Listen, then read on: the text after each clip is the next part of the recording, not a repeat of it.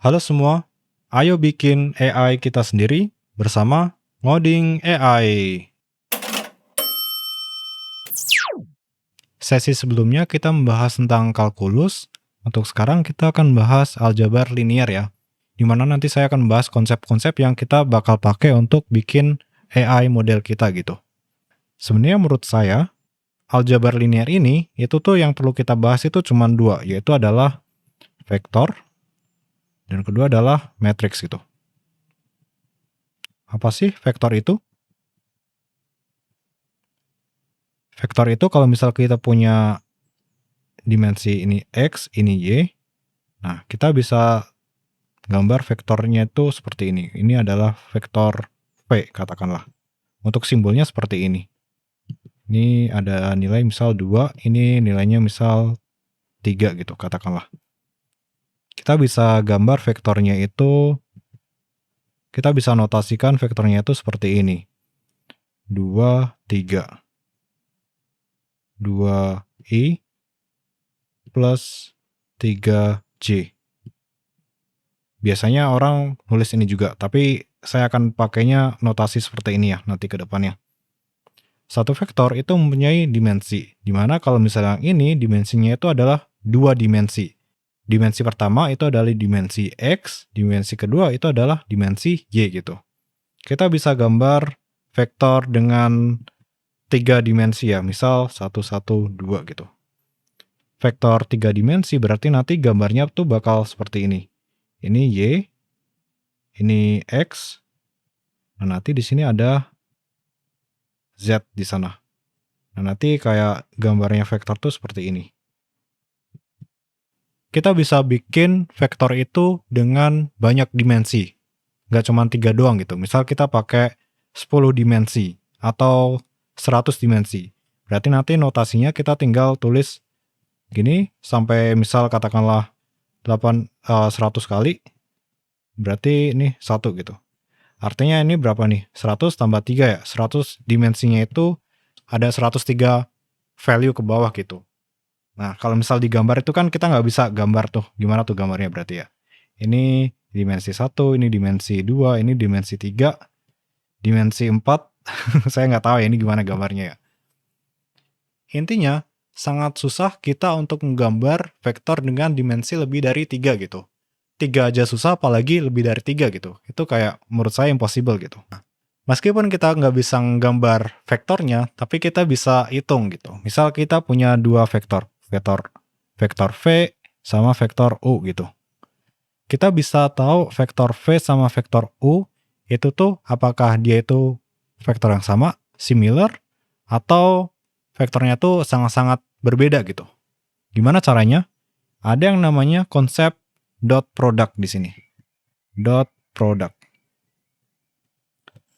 Misal kita punya dua vektor, vektor U, vektor V, dan vektor U, di mana dua vektor ini dia itu mempunyai dimensi yang sama, kita bisa hitung apakah dua vektor ini itu berdekatan atau enggak gitu, sama atau enggak gitu, mirip-mirip atau enggak gitu. Caranya kita bisa pakai dot product. Dot product itu rumusnya seperti ini. V1 kali U1 tambah V2 kali U2 tambah tambah U tambah VD kali UD gitu. Jadi untuk masing-masing nilainya kita bisa kalikan, terus nanti kita bisa jumlah gitu. Misal katakanlah V ini kita punya 3 dimensi ya, misal 1, 1, 2, terus U, vektor U itu misal 2, 2, 1 gitu. 2, 2, 3 lah, kita bikin 2, 2, 3 gitu. Jadi, yang dimaksud dengan V1 itu adalah ini. U1 itu adalah ini. Jadi, dengan dimensi yang sama, kita lakukan perkalian di sini. Setelah kita kali semuanya, kita jumlah. Nah, ini adalah dot product. Terus buat apa si dot product ini? Sebenarnya kita bisa tahu apakah si dua vektor ini, V sama U, mempunyai arah yang sama, atau arahnya itu berbeda, atau dia itu perpendikular gitu. Kalau misal nanti nilainya itu dia positif, dia berarti arahnya sama. Makin besar nilainya, berarti makin kuat relasinya gitu. Kalau misal nilainya negatif, berarti arahnya berbeda gitu. Misal kita punya kayak gini. Kalau misal vektor U itu seperti ini, terus vektor V seperti ini, terus kita punya vektor U seperti ini, berarti kan ini arahnya sama kan? Berarti nanti nilainya kemungkinan besar adalah plus terus besar gitu, dot produknya. Nah ini kan untuk yang positif ya. Kalau misal nanti nilainya negatif, itu kemungkinan besar vektornya itu seperti ini. Ini yang vektor V, ini yang vektor U. Terus ada lagi kalau misal nilainya itu 0 gitu. Berarti dia itu perpendikular. Misal gini. Ini vektornya V. Itu gini. U. Artinya apa? Kalau misal dia seperti ini, itu tuh dia nggak punya relasi gitu. Atau dia tuh sangat-sangat berbeda gitu. Jadi kalau misal kita mau cek apakah U sama V itu mirip, kita bisa cek dot produknya. Kalau misal dot produknya itu mendekati 0, berarti kedua vektor itu berlainan arah gitu. Tapi kalau misal nanti nilainya itu kayak positif besar banget, berarti kemungkinan besar vektor itu mirip gitu. Selain dot product, kita juga ada yang namanya cosine similarity. Kita pindah ke sebelah ya. Kita ada yang namanya cosine similarity. Cosine similarity itu mirip sama dot product. Kita mau coba cek apakah dua vektor itu mirip atau enggak gitu. Tapi kalau misal dot product itu dia terpengaruh oleh magnitude dari dua vektor tersebut gitu. Misal vektornya tuh yang satu gede banget, terus vektor yang satu tuh kecil banget gitu. Berarti hasilnya tuh nanti bakal gede banget, positif gede gitu. Padahal kalau misal kita cek, yang satu tuh kecil, yang satu tuh gede gitu. Cosine similarity itu untuk ngejawab masalah ini, yaitu dia bakal ngecek apakah dua vektor itu similar atau enggak berdasarkan arahnya aja gitu. Untuk magnitudenya nanti akan dinormalisasi gitu. Caranya itu gimana? Cosine similarity itu rumusnya kayak gini. Misal kita punya dua vektor ya tadi ya, vektor V sama vektor U. Kalau misal kita mau hitung cosnya, cosine similarity dari V ke U,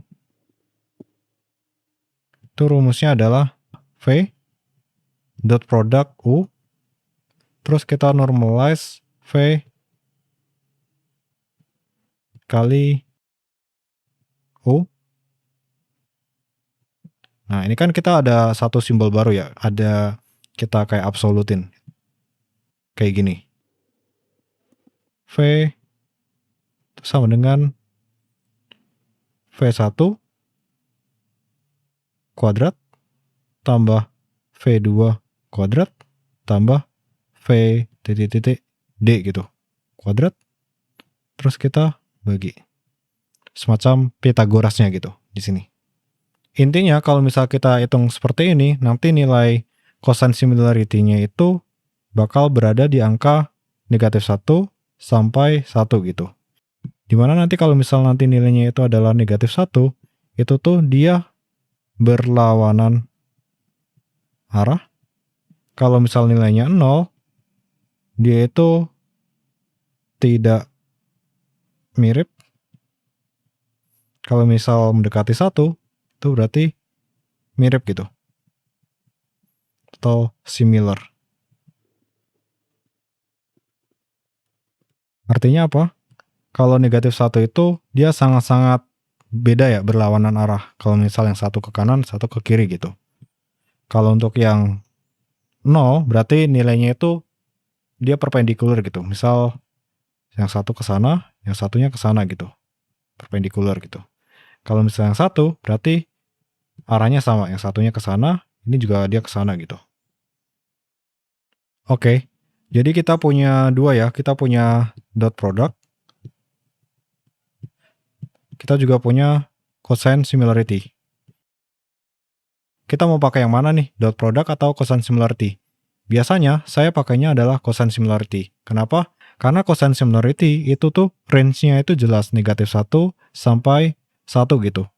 Sementara kalau dot product itu dia nggak punya range gitu. Jadi katakanlah kita dot produknya tuh 5 gitu. Terus ada dot produknya tuh 10 gitu. Tapi kita nggak tahu 5 sama 10 itu sebenarnya kuat atau enggak gitu. Jadi akan susah untuk menjustifikasi apakah dot produknya itu strong atau enggak gitu. Sementara kalau misal kita mau pakai cosine similarity, kita tinggal cek apakah nilainya itu mendekati 1 atau enggak gitu. Kalau misalnya dia mendekati 1 berarti dia strong correlation atau dia sangat-sangat mirip gitu. Itu untuk vektor ya. Terus kita akan bahas yang namanya matrix.